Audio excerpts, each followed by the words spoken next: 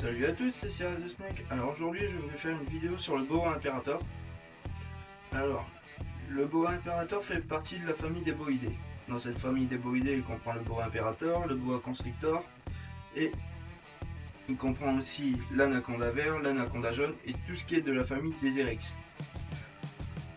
Alors, le boa imperator, les femelles peuvent atteindre jusque 3 mètres. Les mâles sont souvent beaucoup plus petits. Il existe aussi différentes localités dans le boa imperator. Alors, son aire de répartition, on le trouve dans toute l'Amérique du Sud. On peut le retrouver aussi sur les archipels autour, comme le Costa Rica, tout ça. Il existe aussi des localités qui sont endémiques de certaines îles, comme le Hog Island. Là, mon spécimen est une femelle colombienne qui va bientôt avoir 3 ans. Elle fait 3,6 kg. Comme phase, c'est une classique. C'est une classique. Alors, comme c'est des grosses bêtes, ça engendre de grosses installations.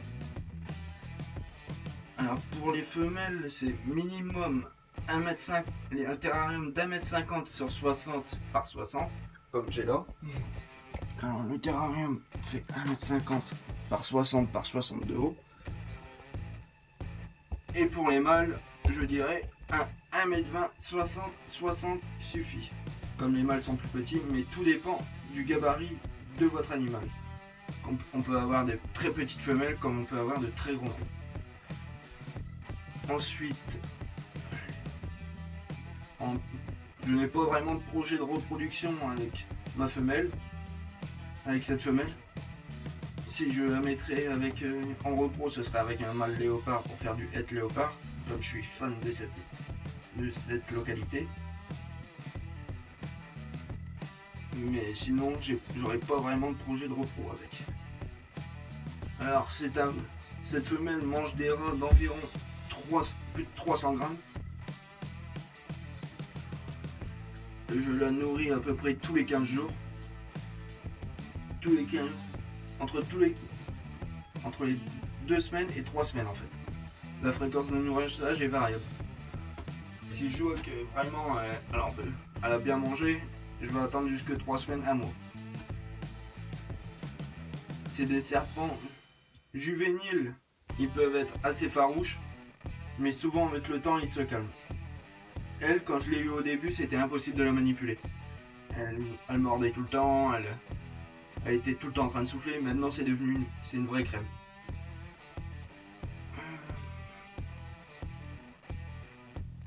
Ensuite, j'ai différents boas. J'ai un boa imperator albinos sharp et j'ai aussi mon mâle boa imperator léopard que je vous avais déjà présenté en vidéo. Le boa imperator tout dépend du spécimen en fait. Parce qu'on peut se retrouver avec des spécimens qui sont assez agressifs à taille adulte, comme des spécimens qui sont vraiment sympas à taille adulte. Mais plus souvent, dans la majorité des cas que j'ai connus, les boas se calmaient à l'âge adulte. Une fois adultes, ils étaient vraiment placides et ils bougeaient presque plus.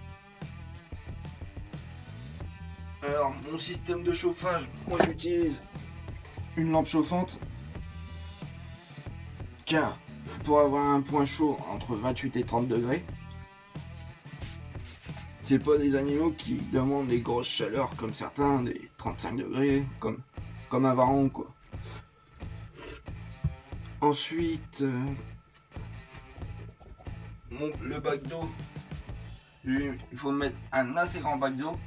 Mais plus votre spécimen grandit, moins il faut le mettre d'eau. Car quand elle va dans son bac d'eau, si on met trop d'eau, elle fait déborder le bac d'eau. Bah. Hop. Bon, la vidéo est maintenant terminée. Si vous avez aimé la vidéo, likez. Si vous n'êtes pas encore abonné, abonnez-vous. Et salut tout le monde, c'était Sierra de Stick.